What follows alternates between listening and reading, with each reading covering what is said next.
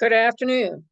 Welcome back to Passionate World Talk Radio Network, a wholly owned subsidiary of Global Media Network, LLC, Educate, Enlighten, and Entertain. Today is the third episode of Money in Politics. And today, with your host, Lillian Cauldwell, we're going to discuss about this money being put and used in elections, not just for presidential elections, but all federal elections. Yes, I'm going to add some of my own opinions to it to call attention to what's really going on, and also to let you know that our call to action involves you, the audience. So either text us at 484-364-1032 or email us as pwrnetworkllc@gmail.com and let us know what you think about the series, what you think about any of the episodes that I am providing you with information on, and what you would like to hear on Lest We Forget Historical, because it's very important for us to stop that which has been going on before. Just because it hasn't been solved yet doesn't mean it can't be solved now. So join me and let me know how you feel about these episodes and what you would like to hear and what you would like me to explore, or who you would like me to get on the program to discuss how they feel or what their opinions are. So starting it off, yes, I'm going to be looking at notes because I'll be taking facts, figures, and stats and names. And unfortunately, I am terrible on all three of them. So I'm going to be referring to my notes. Please understand. In the 2016 campaign for Wisconsin's first congressional district, House Speaker Paul Ryan used $13 million to win a race against his opponent, who only spent $16,000. And that same year, 129 members of Congress spent thousands, hundreds of thousands, even millions of dollars, while their opponents spent little or no money at all. Why? Because their opponents were already defeated before they put themselves out there to be elected. In other words, they didn't bother spending the money because they already talked themselves or were convinced or had their peers convince them that they wouldn't win. So why bother? So it doesn't really change the fact at all that money isn't used to win elections. Let's face it, we've been doing it since 1778, when George Washington served rum punch, and ginger cookies to his constituents to make sure he got voted into office. This is important stuff. In 2017, Bonica, Bonica, published a study that found, unlike the general election, early fundraising strongly predicted who would win primary races. And that matches up with other research that has been taken, suggesting that advertising has a serious effect on how people vote if the candidate buying the ads is not already well known, and if the election at hand is less predetermined along partisan lines. So every time you see those commercials, either Biden or Trump, just remember each is going to try to outspend the other on getting their particular commercials out to you. And of course, the common quote, if you hear something 7 times, by the 8th time, you have it down pat. Listen, when I listen to the commercials for that brain thing or whatever, and they show 2 ladies trying to remember a name, I already know the name because I've heard it so many times that I have it down in my brain department. So I don't understand why you cannot make that relative if you hear to all the commercials that Trump and Biden will be putting out, and maybe another candidate, JFK Jr., who will be putting out, that by the time the election comes, you'll know everything because you got most of your information from the ads.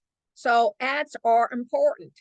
Darrell West, Vice President and Director of Governance Studies at the Brookings Institution, says that advertising is useful for making voters aware that a candidate or an issue exists at all.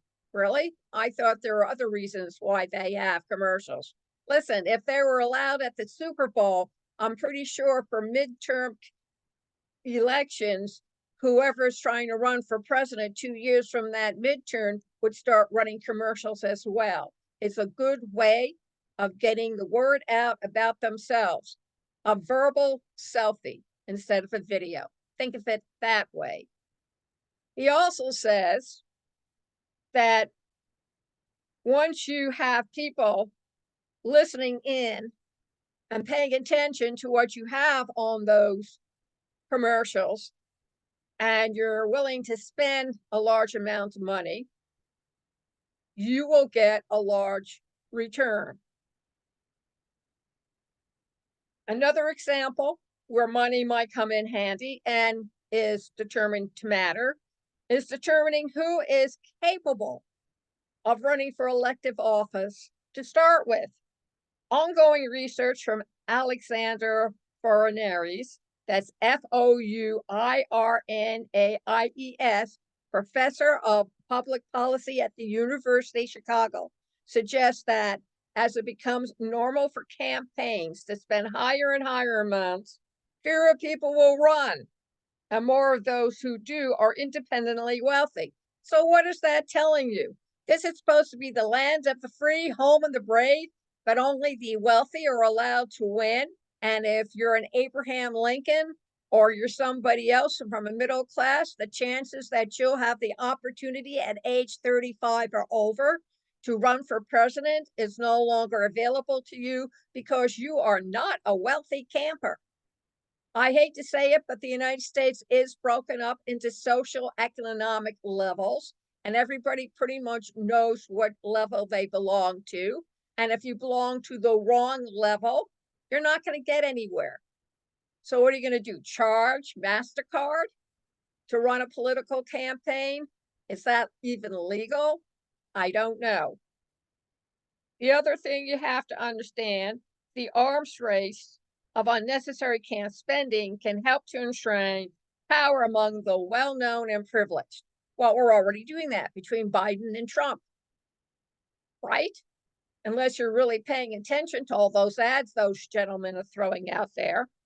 West wrote, and I quote, "That may be the business effect of money in politics." Okay, he compares it to a campaign is like a dinner party, and fundraising is the plates and silverware. You may work hard, you may get a lot of other things right, but if everyone is eating a four-star lasagna off the table with their hands, the party would be a failure. And remember more for what it didn't have than what it did. However, if everybody's paying attention and using their manners, well, then it's a shoo-in. Overall, advertising helps. It's a major expense for campaigns, says Travis Ridout, professor of government and public policy at Washington State University. In 2012 and 2014, the average Senate campaign spent 43% of its budget on ads, and the average House campaign spent 33%. Presidential races spend an even bigger chunk of their budgets on advertising. In 2012, for example, ads made up more than 70% of President Obama's campaign expense and 55% of Mitt Romney's. Now, it doesn't always follow that people are going to win because they're spending a lot of money. But in the long run, if you have enough really good political advertising out there, you will do a lot better than if you do not. In fact, during Rick Perry's 2006 re-election campaign for Texas governor, a team of researchers convinced Perry's campaign to run ads and randomly assign markets and then track the effect of those ads using surveys. And they found that advertising did produce a pro-Perry response in the markets that received the treatment. But it's like studying for a test. If you wait until the night before and cram it, You know everything for the day of the test, and then a week later, you don't remember anything that you studied for the test because the knowledge was gotten at the last minute. And that's pretty much how they compared the ads. Now, Rideout says, in addition, ads probably matter least in the races where campaigns spend the most on them, like presidential elections, because the bigger the election, the more we already know about the people running. They make the example, it's not like anyone in 2016 presidential race was confused about who Donald Trump was or Hillary Clinton. Also, partisan politics are just powerful. In 2016, about 7 in 10 voters identified as either a Democrat or a Republican, according to exit polls. 89% of Democrats voted for Clinton, and 90% of Republicans voted for Trump. In the congressional races, most voters are persuadable. Instead, there seems to be a shift from one party to the other, usually more about national waves than what is happening in individual districts. Mr. Banaka said, so the ad run by your would-be congressperson matters less than the overall national sense that this year is really going to swing from one party to another. However, Banaka said, money matters a great deal in elections. Don't kid yourself. It's there. It's been here since we became a nation. It's not going to go away, folks. It's just that when scientists go looking for its impacts, they tend to look in the wrong places. If you focus on general elections, your view is going to be obscured by the fact that 80 to 90% of congressional races have outcomes that are effectively predetermined by the district's partisan makeup. And the people that win those elections are still given the election. So, what is this telling you? It's telling you that if these candidates who are running for office, either nationally or federally, they're going to win. And if you have rich people, wealthy, powerful influencers donating money to you and into the ads you put out, you have a better advantage over everybody else. Fortune magazine said in 2014, they used big donors like billionaire Tom Steyer, who poured $50 million into TV ads for various candidates. And if the big donors wanted their dollars to actually affect the outcome, they should focus spending on issue referendums, small races, and long-term strategies. Now, they do suggest that if you're going to donate, the best time is early on in the primary, when out-of-the-gate boosts in fundraising can play a big casual role in deciding who makes it to the general election. However, your ads start to become less effective. If Rick Perry's study made you think it's best to advertise the week before election, it's too late. Everybody's already made up their mind. So that is something that you want to be aware of. And let's go back just a little bit. Back in 1777, Troy writes that one of the big expenses for would-be politicians was rum punch. George Washington spent a portion of his relatively modest campaign chest on liquoring up voters and handing out cookies and ginger cakes. And then in 1777, James Madison ran for a seat at the Virginia House of Delegates. And he said, the corrupting influence of spiritual liquors and other treats, inconsistent with the purity of moral and Republican principles. He did not get voted in. In 1829, when Andrew Jackson became president of the United States, almost all white men could vote, no women, no blacks, no Indians, no immigrants. And reaching the broader populace required more spending than it once took. Jackson built a system of patronato, raising contributions from office holders to keep the political machine running smoothly. He also fought moneyed interest, stopping the recharting of the Second Bank of the United States, even as the bank spent big money to bring other politicians to his side.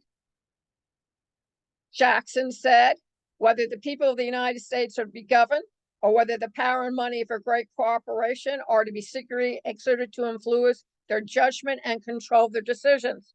That's exactly what we're happening. Now, as we got into the 20th century, populist and rebel Republicans known as mugwumps, MUGWUMPS, spoke out against the corrupting influence of money on politics. And after James Garfield election in 1880, one reformer complained that the Republicans, quote, bought Indianas as you would buy so much beef. Think about that, folks. Is that relative to today's ongoing election for the 2024 presidential election?